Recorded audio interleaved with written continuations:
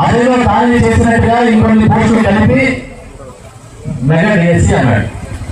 ఇప్పుడే పెద్దలు చెప్తున్నారు ఏంటి ఏమేమిటో దాంట్లో బ్రిడ్జ్ అంట. బ్రిడ్జ్ అంటే ఏంటి రావణ చెప్పాలి. బ్రిడ్జ్ అంటే మనవుడికి ఆ ఊరికి వేసిన బ్రిడ్జి కాదు, ప్యాకాంగ బ్రిడ్జి.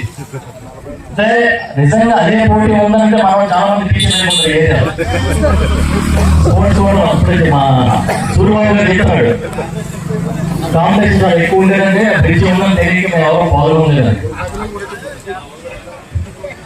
అంటే ఏ స్థాయికి దించేసాం. పరీక్ష రాయలేదు ఎవరు, కొన్ని నేషనల్ ఇంటర్నేషనల్ రాయనోడు కాదు.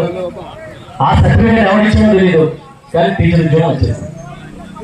ఎలా వచ్చిందని అడిగితే అది బ్రిడ్జి ఆడాడో లేకపోతే ఇంకేదో ఆడాడో.